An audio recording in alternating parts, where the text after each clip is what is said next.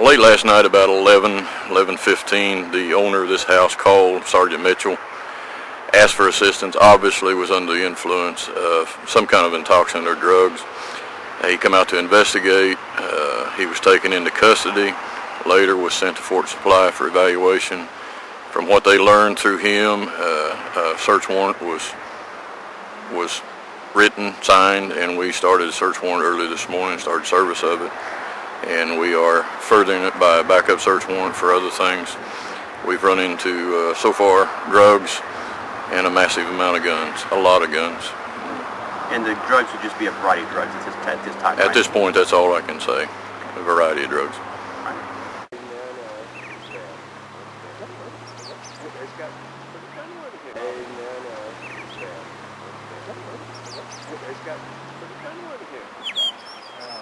Neighbor next door wasn't too good.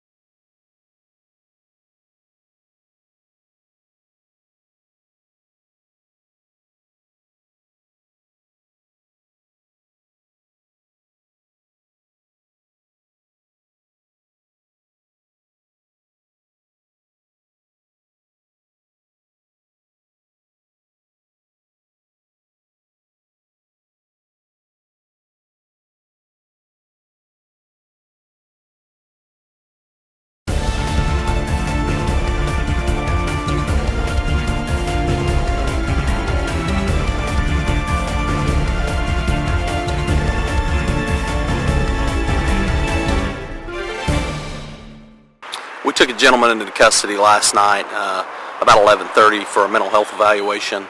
We also knew this subject to be a local Class 3 firearms dealer. A little later on, about midnight, we received information and were able to obtain probable cause to get a narcotic search warrant for this residence. That warrant was executed at about 7:20 this morning.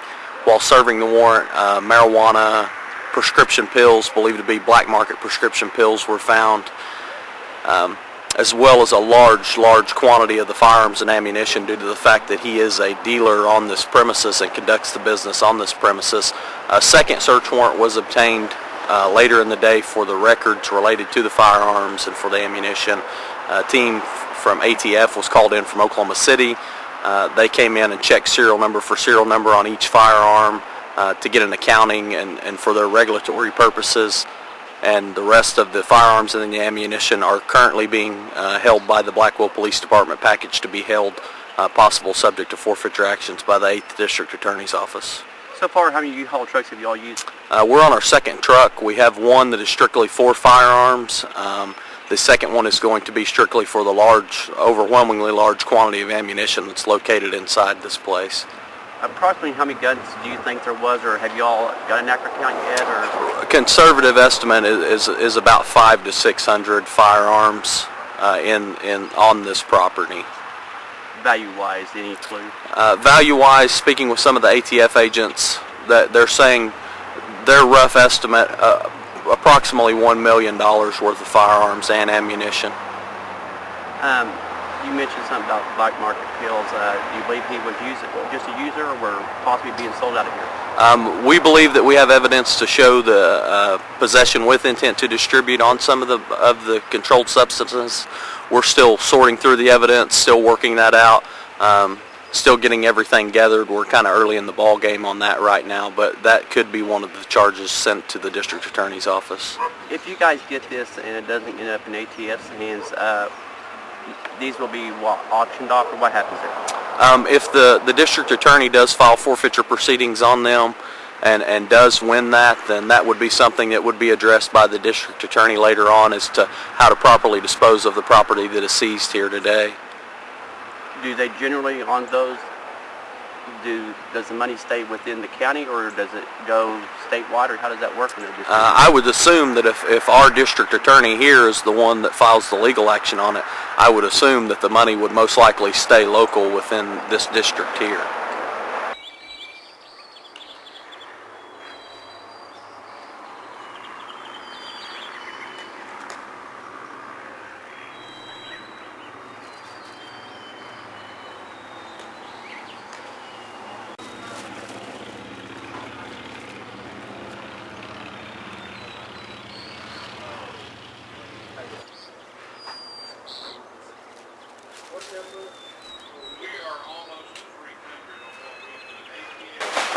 About 600 kind of.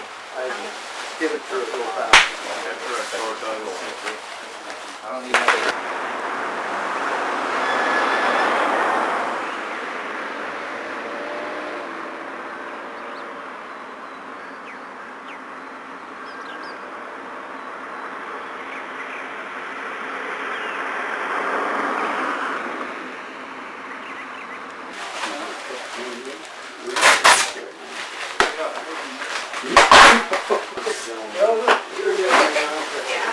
This is different than many. I think I'd rather be on this type of one than Yeah. Let's try to weed this up, obviously, right there. No, unless there's a reason we want car titles. I don't think we're going to seize any cars. I told him I had to go give him the marriage. What about gold coins? Did you find gold coins? Yeah, there were, there's probably $15,000 worth of coins.